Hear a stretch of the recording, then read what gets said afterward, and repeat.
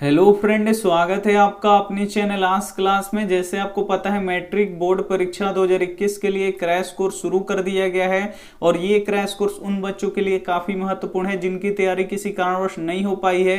तो ये वीडियो उनके लिए काफ़ी ही महत्वपूर्ण होने वाला है, क्योंकि क्रैश कोर्स के माध्यम से बिल्कुल शुरू से सभी विषयों का सब्जेक्टिव प्रश्न और ऑब्जेक्टिव प्रश्न आपको बताया जा रहा है, ताकि आपकी तैयारी बहुत ही अच्छी हो पाए और आप 2021 बोर्ड एग्जाम में काफ़ी अच्छे नंबर ला पाएं। तो आज हम लोग पढ़ने वाले हैं विज्ञान के 30 महत्वपूर्ण ऑब्जेक्टिव प्रश्न हम आपको बताएंगे, जो 2021 बोर्ड एग्जाम के लिए काफी ही महत्वपूर्ण होगा।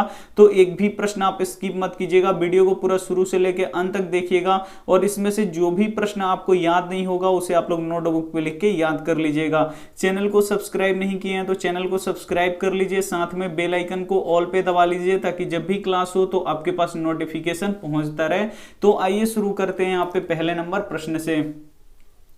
पहला प्रश्न है, पवन चक्की को चलने के लिए पवन का चाल कम से कम कितना होना चाहिए। काफी ही महत्वपूर्ण प्रश्न है ये कि पवन चक्की को चलने के लिए पवन का चाल कम से कम कितना होना चाहिए। ए ऑप्शन है 15 किलोमीटर प्रति घंटा, बी ऑप्शन है 150 किलोमीटर प्रति घंटा, सी ऑप्शन है 1.5 किलोमीटर प्रति घंटा, डी ऑप्शन है 1500 किलोमीटर प्रति घंटा। तो यहाँ पे आपको बताना है कि पवन चक्की को चलने के लिए पवन का मतलब क्या होता है, हवा, यानी हवा का चाल कम से कम कितना होना चाहिए। तो यहाँ पे 15 किलोमीटर प्रति घंटा कम से कम होना चाहिए। अगर इससे कम हुआ तो फिर पवन चक्की नहीं चल पाएगा, यानी यहाँ पे ए ऑप्शन क्या हो जाएगा, बिल्कुल ही सही हो जाएगा। एक प्रश्न ये भी आता है कि पवन चक्कियों का देश किसे कहते हैं। तो पवन चक्कियों का देश यहाँ पे डेनमार्क को कहा जाता है। तो इसे आपको याद रखना होगा कि पवन चक्कियों का देश किसे कहा जाता है, डेनमार्क को कहा जाता है। क्लास टाइमिंग एक बार देख लीजिए, यहाँ पे टेस्ट कब होता है तो सुबह 5 बजे, सब्जेक्टिव प्रश्न कब होता है तो दिन में 1 बजे, और यहाँ पे मॉडल पेपर कब होता है तो शाम 6 बजे, क्रैश कोर्स कब होता है तो रात 8 बजे। ये 4 क्लास डेली चलता है। तो आप लोग टाइमिंग लिख लीजिए और इस टाइमिंग पे आप लोग लाइव आ जाइएगा और अपना क्लास कर लीजिएगा। ये देखते हैं यहाँ पे अगला प्रश्न। अगला प्रश्न यहाँ पे देखिए 2 नंबर प्रश्न है, एक उत्तम ईंधन है। इसमें से आपको पहचानना है कि कौन एक उत्तम ईंधन है। ए ऑप्शन है कोयला, बी ऑप्शन है लकड़ी, सी ऑप्शन है पेट्रोलियम, डी ऑप्शन है एलपीजी। तो यहाँ पे आपको बताना है कि एक उत्तम ईंधन इसमें से कौन सा है।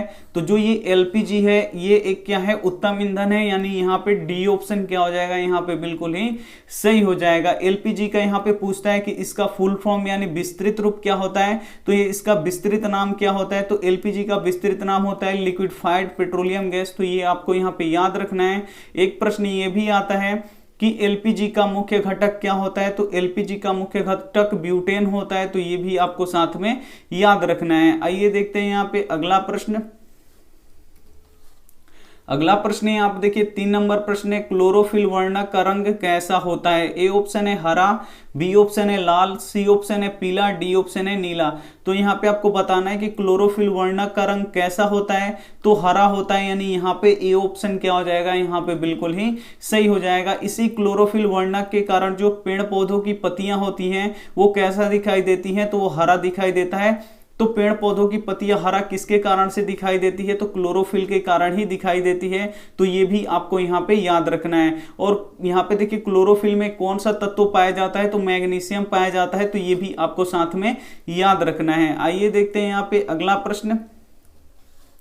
अगला प्रश्न है, यहाँ पे देखिए 4 नंबर प्रश्न है, किस अम्ल के जमाव के कारण मांसपेशियों में थकावट या दर्द का अनुभव होता है। ए ऑप्शन है लैक्टिक अम्ल, बी ऑप्शन है ऑक्जेलिक अम्ल, सी ऑप्शन है एसिटिक अम्ल, डी ऑप्शन है टार्टरिक अम्ल। तो यहाँ पे आपको बताना है कि किस अम्ल के जमाव के कारण मांसपेशियों में थकावट या दर्द का अनुभव होता है। तो लैक्टिक अम्ल जब हमारे मांसपेशियों में एक जगह एकत्रित हो जाता है तो हमें थकावट या दर्द का वहां पे महसूस होता है। तो ये थकावट और दर्द किस अम्ल के जमाव के कारण महसूस होता है हमें, तो लैक्टिक अम्ल के कारण होता है। तो ये भी आपको यहाँ पे याद रखना है, यानी यहाँ पे ए ऑप्शन क्या हो जाएगा, यहाँ पे बिल्कुल ही सही हो जाएगा। ये देखते हैं यहाँ पे अगला प्रश्न। अगला प्रश्न है आप देखिए 5 नंबर प्रश्न है, निम्न में से कौन चुंबकीय पदार्थ नहीं है। इसमें से आपको पता करना है कि कौन एक चुंबकीय पदार्थ नहीं है। ए ऑप्शन है लोहा, बी ऑप्शन है निकेल, सी ऑप्शन है पित्तल, डी ऑप्शन है कोबाल्ट। तो यहाँ पे चुंबकीय पदार्थ किसे कहते हैं, तो वैसे पदार्थ जो चुंबक की ओर आकर्षित होते हैं उसे चुंबकीय पदार्थ बोलते हैं। तो यहाँ पे लोहा देखिए ये चुंबक की ओर आकर्षित होता है तो ये चुंबकीय पदार्थ है। निकेल भी चुंबक की ओर आकर्षित होता है तो ये भी चुंबकीय पदार्थ है। कोबाल्ट भी चुंबक की ओर आकर्षित होता है तो ये भी क्या है, चुंबकीय पदार्थ है। तो यहाँ पे पूछ रहा है कि कौन चुंबकीय पदार्थ नहीं है, तो पित्तल क्या हो जाएगा, यहाँ पे चुंबकीय पदार्थ नहीं हो जाएगा, यानी यहाँ पे सी ऑप्शन क्या हो जाएगा, बिल्कुल ही सही हो जाएगा। जो यहाँ पे पित्तल होता है वो चुंबक की तरफ आकर्षित नहीं होता है तो ये चुंबकीय पदार्थ नहीं है, यानी यहाँ पे सी ऑप्शन क्या हो जाएगा, बिल्कुल ही सही हो जाएगा। काफी ही महत्वपूर्ण प्रश्न है, तो एक भी प्रश्न आप स्किप मत कीजिएगा। वीडियो को आप लोग प्लीज शुरू से लेके अंत तक देखिएगा और वीडियो को लाइक नहीं किए हैं तो वीडियो को लाइक भी कर दीजिएगा। ये देखते हैं यहाँ पे अगला प्रश्न। अगला प्रश्न है आप देखिए 6 नंबर प्रश्न है, जीन किसका बना होता है। काफी महत्वपूर्ण प्रश्न है कि जीन किसका बना होता है। ए ऑप्शन है डीएनए, बी ऑप्शन है आरएनए, सी ऑप्शन है प्रोटीन, डी ऑप्शन है इनमें से सभी। 6 नंबर प्रश्न काफी महत्वपूर्ण है कि जीन किसका बना होता है। तो जीन डीएनए का भी बना होता है, आरएनए का भी बना होता है और प्रोटीन, तीनों से मिलकर बना होता है। तो यहाँ पे इनमें से सभी क्या हो जाएगा, यहाँ पे बिल्कुल ही सही हो जाएगा, यानी यहाँ पे डी ऑप्शन क्या हो जाएगा, यहाँ पे बिल्कुल ही सही हो जाएगा। जो जीन होता है वो डीएनए का बना होता है मिलकर, आरएनए भी रहता है और उसमें प्रोटीन भी रहता है, यानी इन तीनों से मिलकर जीन बनता है, यानी यहाँ पे डी ऑप्शन क्या हो जाएगा, बिल्कुल ही सही हो जाएगा। ये देखते हैं यहाँ पे अगला प्रश्न। अगला प्रश्न यहाँ पे देखिए 7 नंबर प्रश्न है, ये भी काफी महत्वपूर्ण है कि शुद्ध जल कैसा होता है। ए ऑप्शन है अम्लीय, बी ऑप्शन है क्षारीय, सी ऑप्शन है उदासीन, डी ऑप्शन है इनमें से कोई नहीं। तो यहाँ पे आपको बताना है कि शुद्ध जल कैसा होता है। तो शुद्ध जल उदासीन होता है, यानी यहाँ पे सी ऑप्शन क्या हो जाएगा, यहाँ पे बिल्कुल ही सही हो जाएगा। और उदासीन विलयन का पीएच मान कितना होता है, तो उदासीन विलयन का पीएच मान कितना होता है, 7 होता है। तो ये आपको यहाँ पे याद रखना है। आइए देखते हैं यहाँ पे अगला प्रश्न। अगला प्रश्न है आप देखिए 8 नंबर प्रश्न है, विद्युत विभवांतर का एसआई मात्रक क्या होता है। ए ऑप्शन है जूल, बी ऑप्शन है वाट, सी ऑप्शन है एम्पियर, डी ऑप्शन है वोल्ट। तो यहाँ पे आपको बताना है कि विद्युत विभवांतर का एसआई मात्रक क्या होता है। तो विद्युत विभवांतर का एसआई मात्रक क्या होता है, वोल्ट होता है। और विद्युत विभव का भी एसआई मात्रक क्या होता है, वोल्ट ही होता है, यानी यहाँ पे डी ऑप्शन क्या हो जाएगा, बिल्कुल ही सही हो जाएगा। और जो वोल्ट होता है उसको किससे सूचित किया जाता है, तो भी से सूचित किया जाता है। तो ये भी आपको यहाँ पे याद रखना है। आइए देखते हैं यहाँ पे अगला प्रश्न। अगला प्रश्न यहाँ पे देखिए 9 नंबर प्रश्न है कि ऑक्सीन है। यहाँ पे बताना है आपको कि ऑक्सीन क्या है। ए ऑप्शन है एक हार्मोन है, बी ऑप्शन है वसा है, सी ऑप्शन है एंजाइम है, डी ऑप्शन है कार्बोहाइड्रेट है। तो यहाँ पे आपको बताना है कि ऑक्सीन क्या है। तो ऑक्सीन एक हार्मोन है, यानी यहाँ पे ए ऑप्शन क्या हो जाएगा, यहाँ पे बिल्कुल ही सही हो जाएगा। और ये हार्मोन कैसा हार्मोन है, तो ये पादप हार्मोन है। कैसा हार्मोन है, ये पादप हार्मोन है। और यहाँ पे देखिए जो ऑक्सीन हार्मोन होता है वो वृद्धि वाला हार्मोन होता है, जो पेड़ पौधों की वृद्धि में मदद करता है। ये ऑक्सीन हार्मोन किस में पाया जाता है, तो ये पादपों में पाया जाता है। तो ये आपको यहाँ पे याद रखना है कि ऑक्सीन क्या है, एक हार्मोन है। आइए देखते हैं यहाँ पे अगला प्रश्न। अगला प्रश्न है यहाँ पे देखिए 10 नंबर प्रश्न है। यहाँ पे देखिए बिजली की इस्त्री में किस धातु का प्रयोग किया जाता है। जो बिजली की इस्त्री होता है जिससे हम अपने कपड़े को इस्त्री करते हैं, उस बिजली की इस्त्री में किस धातु का प्रयोग किया जाता है। ए ऑप्शन है लोहा, बी ऑप्शन है तांबा, सी ऑप्शन है टंगस्टन, डी ऑप्शन है नाइक्रोम। तो बिजली की इस्त्री में किस धातु का प्रयोग किया जाता है, तो नाइक्रोम का प्रयोग किया जाता है, यानी यहाँ पे डी ऑप्शन क्या हो जाएगा, बिल्कुल ही सही हो जाएगा। और टंगस्टन का कहाँ पे करते हैं, तो जो विद्युत बल्ब का जो ये फिलामेंट होता है ये किसका बना होता है, तो ये टंगस्टन का बना होता है। तो ये दोनों ही प्रश्न आपके लिए काफी महत्वपूर्ण है, तो दोनों ही प्रश्न आपको यहाँ पे याद रखना है। और हीटर में किसका प्रयोग किया जाता है, किस धातु का प्रयोग किया जाता है, तो हीटर में भी नाइक्रोम के ही तार का प्रयोग किया जाता है। जो विद्युत बल्ब का फिलामेंट होता है वो उसी में ही सिर्फ टंगस्टन का प्रयोग किया जाता है। लेकिन उसके बाद इस्त्री हो या हीटर हो या यहाँ पे गर्म करने वाला वो गीजर होता है, उस समय किसका प्रयोग किया जाता है, तो नाइक्रोम का ही प्रयोग किया जाता है। आइए देखते हैं यहाँ पे अगला प्रश्न। अगला प्रश्न यहाँ पे देखिए 11 नंबर प्रश्न है, वोल्ट मीटर विद्युत परिपथ में किस क्रम में जोड़ा जाता है। यहाँ पे बताना है कि वोल्ट मीटर को विद्युत परिपथ में किस क्रम में जोड़ा जाता है। ए ऑप्शन है श्रेणी क्रम में, बी ऑप्शन है समानांतर क्रम में, सी ऑप्शन है दोनों, डी ऑप्शन है इनमें से कोई नहीं। तो जो वोल्ट मीटर होता है उसको विद्युत परिपथ में किस क्रम में जोड़ा जाता है, तो इसे समानांतर क्रम में जोड़ा जाता है, यानी यहाँ पे बी ऑप्शन क्या हो जाएगा, यहाँ पे बिल्कुल ही सही हो जाएगा। और जो ए मीटर होता है उसको विद्युत परिपथ में श्रेणी क्रम में जोड़ा जाता है, तो ये भी आपको यहाँ पे याद रखना है। आइए देखते हैं यहाँ पे अगला प्रश्न। अगला प्रश्न है यहाँ पे देखिए 12 नंबर प्रश्न है कि पीत भोजन के अम्लीय भाग को क्या बनाता है। ए ऑप्शन है न्यूट्रल, बी ऑप्शन है क्षारीय, सी ऑप्शन है अम्लीय, डी ऑप्शन है इनमें से कोई नहीं। तो जो पीत होता है वो भोजन के अम्लीय भाग को क्या बनाता है, तो अम्लीय भाग को ये क्या बनाता है, क्षारीय बनाता है, यानी यहाँ पे बी ऑप्शन क्या हो जाएगा, यहाँ पे बिल्कुल ही सही हो जाएगा। और जो पीत होता है इसका पीएच मान कितना होता है, 7.7 होता है, तो ये भी आपको साथ में याद रखना है। आइए देखते हैं यहाँ पे अगला प्रश्न। अगला प्रश्न यहाँ पे देखिए 13 नंबर प्रश्न है, सर्वप्रथम मानव ने किस धातु का उपयोग किया। काफी महत्वपूर्ण प्रश्न है ये भी कि सर्वप्रथम यानी सबसे पहले मानव ने किस धातु का उपयोग किया। ए ऑप्शन है सोना, बी ऑप्शन है चांदी, सी ऑप्शन है लोहा, डी ऑप्शन है तांबा। तो यहाँ पे आपको बताना है कि सर्वप्रथम मानव ने किस धातु का उपयोग किया, तो तांबा धातु का उपयोग किया, यानी यहाँ पे डी ऑप्शन क्या हो जाएगा, यहाँ पे बिल्कुल ही सही हो जाएगा। काफी महत्वपूर्ण प्रश्न है, तो आप लोग एक भी प्रश्न को स्किप मत कीजिएगा, वीडियो को पूरा शुरू से लेकर अंत तक देखिएगा। और वीडियो को लाइक नहीं किए हैं तो वीडियो को लाइक भी कर दीजिएगा। ये देखते हैं यहाँ पे अगला प्रश्न 14 नंबर। 1 HP, HP का मतलब क्या होता है, हॉर्स पावर यानी अश्व शक्ति, किसके बराबर होता है। यहाँ पे बताना है कि 1 HP किसके बराबर होता है। ए ऑप्शन है 746 वाट, बी ऑप्शन है 736 वाट, सी ऑप्शन है 767 वाट, डी ऑप्शन है यहाँ पे 800 वाट। तो यहाँ पे आपको बताना है कि 1 HP किसके बराबर होता है, तो 1 HP यहाँ पे 746 वाट के बराबर होता है, यानी यहाँ पे ए ऑप्शन क्या हो जाएगा, बिल्कुल ही सही हो जाएगा। और ये प्रश्न भी काफी ही महत्वपूर्ण है आपके बोर्ड एग्जाम के लिए। आइए देखते हैं यहाँ पे अगला प्रश्न। अगला प्रश्न यहाँ पे देखिए 15 नंबर प्रश्न है, निम्न में से कौन सा प्रोटीन को पचाने वाला एंजाइम है। इसमें से आपको बताना है कि निम्न में से कौन प्रोटीन को पचाने वाला एंजाइम है। ए ऑप्शन है ट्रिप्सिन, बी ऑप्शन है लाइपेज, सी ऑप्शन है दोनों, डी ऑप्शन है इनमें से कोई नहीं।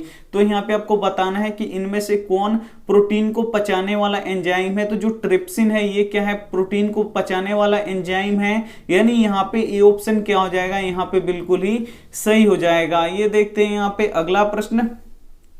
अगला प्रश्न है यहाँ पे देखिए 16 नंबर प्रश्न है कि भस्म स्वाद में कैसा होता है। ए ऑप्शन है खरा, बी ऑप्शन है खट्टा, सी ऑप्शन है मीठा, डी ऑप्शन है स्वादहीन। तो यहाँ पे आपको बताना है कि जो भस्म होते हैं वो स्वाद में कैसे होते हैं। तो भस्म स्वाद में खरा होता है, यानी यहाँ पे ए ऑप्शन क्या हो जाएगा, यहाँ पे बिल्कुल ही सही हो जाएगा। और जो अम्ल होते हैं वो स्वाद में कैसे होते हैं, तो अम्ल स्वाद में खट्टे होते हैं। तो ये भी आपको यहाँ पे याद रखना है। आइए देखते हैं यहाँ पे अगला प्रश्न। अगला प्रश्न यहाँ पे देखिए 17 नंबर प्रश्न है, नेत्र के रेटिना पर कैसा प्रतिबिंब बनता है। आपको यहाँ पे बताना है कि जो किसी भी वस्तु का प्रतिबिंब कहाँ बनता है, तो नेत्र यानी आंख के रेटिना पर बनता है, जिसे हम लोग दृष्टिपटल भी कहते हैं। तो उस दृष्टिपटल या रेटिना पर कैसा प्रतिबिंब बनता है आपको यहाँ पे बताना है। ए ऑप्शन है आभासी और सीधा, बी ऑप्शन है वास्तविक और सीधा, सी ऑप्शन है काल्पनिक और उल्टा, डी ऑप्शन है यहाँ पे वास्तविक और उल्टा। यहाँ पे देखिए आभासी का ही दूसरा नाम क्या होता है, काल्पनिक होता है। तो इससे आप लोग कंफ्यूजन में मत आइएगा। यहाँ पे देखिए नेत्र के रेटिना पर कैसा प्रतिबिंब बनता है, तो वास्तविक बनता है और यहाँ पे उल्टा बनता है। वास्तविक प्रतिबिंब हमेशा कैसा होता है, उल्टा होता है, और आभासी प्रतिबिंब हमेशा कैसा होता है, सीधा होता है। तो ये भी आपको यहाँ पे याद रखना है। तो नेत्र के रेटिना पर कैसा प्रतिबिंब बनेगा, तो वास्तविक और उल्टा बनेगा, यानी यहाँ पे डी ऑप्शन क्या हो जाएगा, यहाँ पे बिल्कुल ही सही होगा। ये देखते हैं यहाँ पे अगला प्रश्न। अगला प्रश्न है यहाँ पे देखिए 18 नंबर प्रश्न है, 80% से अधिक कोशिका में क्या पाया जाता है। ये भी काफी महत्वपूर्ण प्रश्न है कि 80% से अधिक कोशिका में क्या पाया जाता है। ए ऑप्शन है प्रोटीन, बी ऑप्शन है चर्बी, सी ऑप्शन है खनिज, डी ऑप्शन है जल। तो 80% से अधिक कोशिका में क्या पाया जाता है, जल पाया जाता है, यानी यहाँ पे डी ऑप्शन क्या हो जाएगा, यहाँ पे बिल्कुल ही सही हो जाएगा। ये देखते हैं यहाँ पे अगला प्रश्न। अगला प्रश्न है, आप देखिए 19 नंबर प्रश्न है, श्वसन कैसी रासायनिक अभिक्रिया है। जो श्वसन है वो कैसी रासायनिक अभिक्रिया है आपको बताना है। ए ऑप्शन है उष्माशोषी, बी ऑप्शन है उष्माक्षेपी, सी ऑप्शन है मंद दहन, डी ऑप्शन है इनमें से कोई नहीं। तो यहाँ पे उष्माशोषी क्या होता है, तो वैसी रासायनिक अभिक्रिया जिसमें ऊष्मा का अवशोषण होता है उसे हम लोग उष्माशोषी अभिक्रिया कहते हैं। और उष्माक्षेपी अभिक्रिया किसे बोलते हैं, तो वैसी अभिक्रिया जिसमें ऊष्मा का उत्सर्जन होता है या ऊष्मा निकलता है उसे हम लोग उष्माक्षेपी बोलते हैं। तो यहाँ पे आपको बताना है कि श्वसन कैसी रासायनिक अभिक्रिया है, तो ये उष्माक्षेपी है, क्योंकि श्वसन की क्रिया में यहाँ पे ऊष्मा यानी ऊर्जा का यहाँ पे उत्सर्जन होता है। यानी यहाँ पे बी ऑप्शन क्या हो जाएगा, यहाँ पे बिल्कुल ही सही हो जाएगा। जो श्वसन है वो कैसी रासायनिक अभिक्रिया है, तो उष्माक्षेपी है। आइए देखते हैं यहाँ पे अगला प्रश्न। अगला प्रश्न है, आप देखिए 20 नंबर प्रश्न, ये भी काफी महत्वपूर्ण है।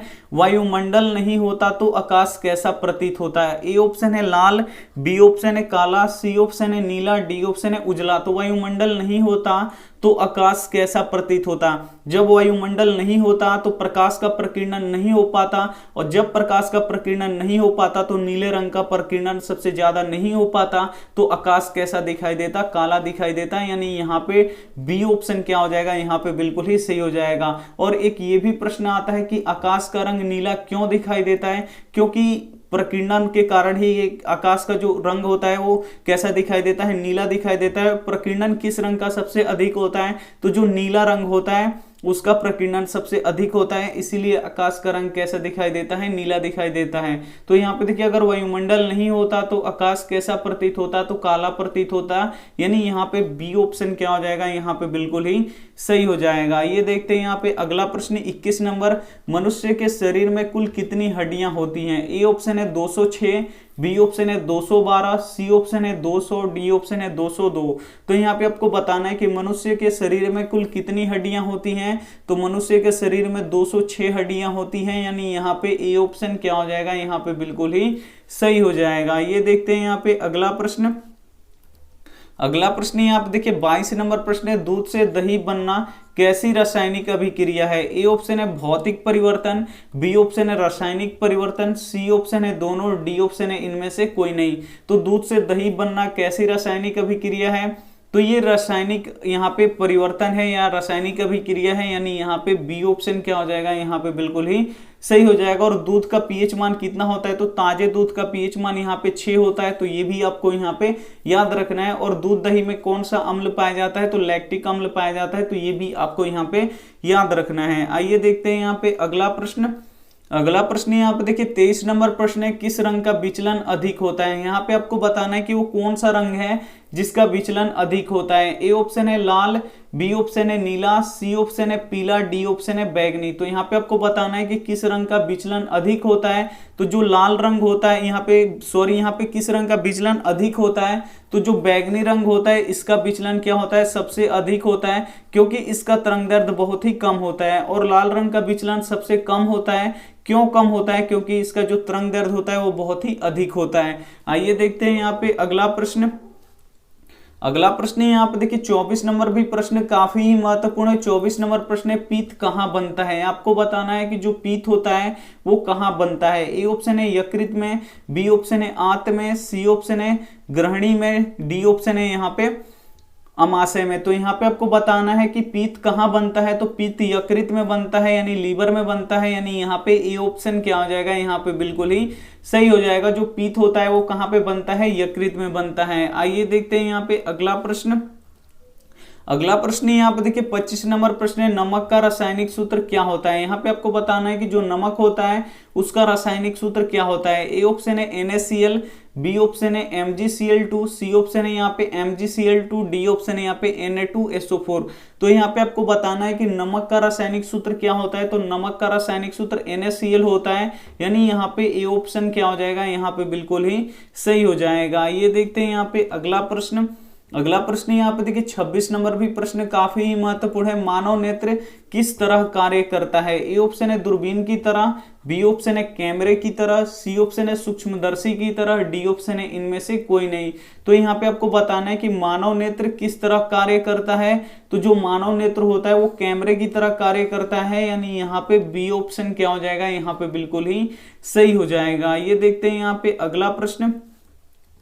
अगला प्रश्न यहाँ पे देखिए 27 नंबर प्रश्न है, मानव शरीर में रक्त का निर्माण कहाँ पे होता है? ये भी काफी ही महत्वपूर्ण प्रश्न है कि मानव शरीर में जो रक्त होता है वो कहाँ बनता है या कहाँ निर्माण होता है। ए ऑप्शन है यकृत में, बी ऑप्शन है हार्मोन में, सी ऑप्शन है अस्थि मज्जा में, डी ऑप्शन है हृदय में। तो यहाँ पे आपको बताना है कि मानव शरीर में रक्त का निर्माण कहाँ पे होता है, तो अस्थि मज्जा में होता है, जिसे हम लोग बोन मैरो भी बोलते हैं। यानी यहाँ पे सी ऑप्शन क्या हो जाएगा, यहाँ पे बिल्कुल ही सही हो जाएगा। काफी महत्वपूर्ण प्रश्न है, तो एक भी प्रश्न आप स्किप मत कीजिएगा, वीडियो को पूरा शुरू से लेके अंत तक देखिएगा। चैनल को सब्सक्राइब नहीं किए हैं तो चैनल को सब्सक्राइब कर लीजिए, साथ में वीडियो को आप लोग लाइक प्लीज कर दीजिए। आइए देखते हैं यहाँ पे अगला प्रश्न। अगला प्रश्न यहाँ पे देखिए 28 नंबर प्रश्न है, निम्न में से कौन सबसे अधिक विद्युत ऋणात्मक तत्व है? इसमें से आपको बताना है कि कौन सबसे अधिक विद्युत ऋणात्मक तत्व है। ए ऑप्शन है Cl यानी क्लोरीन, बी ऑप्शन है F यानी फ्लोरीन, सी ऑप्शन है Br यानी ब्रोमीन, डी ऑप्शन है I यानी आयोडीन। तो यहाँ पे आपको बताना है कि निम्न में से कौन सबसे अधिक विद्युत ऋणात्मक तत्व है। तो जो फ्लोरीन होता है वो सबसे अधिक विद्युत ऋणात्मक तत्व होता है, जिसका संकेत F होता है, यानी यहाँ पे बी ऑप्शन क्या हो जाएगा, यहाँ पे बिल्कुल ही सही हो जाएगा। ये देखते हैं यहाँ पे अगला प्रश्न।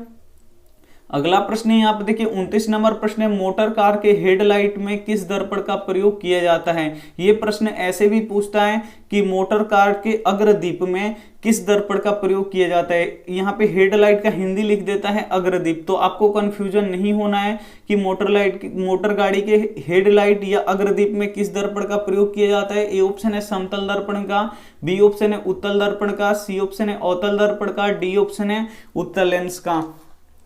तो यहाँ पे आपको बताना है कि मोटर कार की हेडलाइट या इसको हिंदी में लिखे अग्रदीप में किस दर्पण का प्रयोग किया जाता है, तो अवतल दर्पण का प्रयोग किया जाता है, यानी यहाँ पे सी ऑप्शन क्या हो जाएगा, यहाँ पे बिल्कुल ही सही हो जाएगा। ये देखते हैं यहाँ पे अगला प्रश्न। अगला प्रश्न यहाँ पे देखिए 30 नंबर प्रश्न है, सफेद रक्त का कण का मुख्य कार्य क्या होता है? यहाँ पे बताना है सफेद रक्त कण का यहाँ पे मुख्य कार्य क्या होता है। जो शरीर में हम लोग का खून होता है WBC, इसका यहाँ पे आपको बताना है कि मुख्य कार्य क्या होता है, जिसे हम लोग श्वेत रक्त कणिकाएं भी बोलते हैं या श्वेत रक्त कण भी बोलते हैं। इसका मुख्य कार्य क्या होता है? ए ऑप्शन है कार्बन डाइऑक्साइड का परिवहन, बी ऑप्शन है ऑक्सीजन का परिवहन, सी ऑप्शन है रोग प्रतिरोधक क्षमता बढ़ाना, डी ऑप्शन है इनमें से कोई नहीं। तो सफेद रक्त कण का मुख्य कार्य क्या होता है, तो रोग प्रतिरोधक क्षमता को बढ़ाता है ये, यानी यहाँ पे सी ऑप्शन क्या हो जाएगा, यहाँ पे बिल्कुल ही सही हो जाएगा। यहाँ पे देखिए कार्बन डाइऑक्साइड का परिवहन और ऑक्सीजन का परिवहन कौन करता है, तो आरबीसी करता है, जिसे हम लोग रेड ब्लड कर्पसल्स या लाल रक्त कणिकाएं बोलते हैं, वो करता है। ये दोनों काम कौन करता है, तो आरबीसी करता है। और रोग प्रतिरोधक क्षमता कौन बढ़ाता है, तो WBC बढ़ाता है। तो इसका जवाब क्या हो जाएगा, यहाँ पे सी क्या हो जाएगा, यहाँ पे बिल्कुल ही सही हो जाएगा। ये देखते हैं यहाँ पे होमवर्क प्रश्न। ये जो 30 प्रश्न करवाए हैं वो काफी ही महत्वपूर्ण है आपके 2021 बोर्ड एग्जाम के लिए। तो इसमें से जो भी प्रश्न आपको याद नहीं है, इसे आप लोग नोटबुक पे जरूर लिख के याद कर लीजिएगा, क्योंकि अब परीक्षा में बहुत ही कम समय बच चुका है। ये रहा आपका होमवर्क प्रश्न। सिल्वर क्लोराइड को सूर्य के प्रकाश में रखने पर क्या प्राप्त होगा? ए ऑप्शन है Cu, बी ऑप्शन है Ag, सी ऑप्शन है S, डी ऑप्शन है यहाँ पे Br। तो जो भी इसमें से ऑप्शन आपको सही लगे वो आप हमें कमेंट कर दीजिएगा। एक बार आप लोग क्लास टाइमिंग देख लीजिए। टेस्ट कब होता है, तो 5 बजे सुबह में। सब्जेक्टिव प्रश्न कब होता है, तो 1 बजे दिन में। मॉडल पेपर कब होता है, तो शाम 6 बजे। क्रैश कोर्स कब होता है, तो रात 8 बजे। तो ये 4 क्लास होते हैं। 4 क्लास का आप लोग टाइमिंग लिख लीजिए और इस टाइम पे आप लोग बिल्कुल ऑनलाइन आ जाइए अपने पढ़ाई के लिए। जो काम है वो पहले ही कर लीजिए, लेकिन यहाँ पे क्लास आपके लिए बहुत ही जरूरी हो चुका है, क्योंकि अच्छे नंबर लाना है तो यहाँ पे क्लास करना बहुत ही जरूरी है। तो इसका आप लोग जवाब हमें जरूर दीजिएगा कमेंट बॉक्स में, आपके जवाब का हमें इंतजार रहेगा। वीडियो को लाइक नहीं किए तो प्लीज आप लोग वीडियो को लाइक करके जाइए। आप लोग लाइक नहीं करते हैं और यहाँ पे वीडियो को अपने दोस्तों के पास जरूर शेयर कीजिएगा। चैनल को सब्सक्राइब नहीं किए हैं तो चैनल को सब्सक्राइब भी कर लीजिएगा, साथ में बेल आइकन को ऑल पे दबा लीजिएगा ताकि जब भी क्लास हो तो आपके पास नोटिफिकेशन पहुंचे। थैंक यू फॉर वॉचिंग, मिलते हैं अगले वीडियो में, तब तक अपना ध्यान रखिए, मन लगा के पढ़ाई कीजिए। Take care and bye.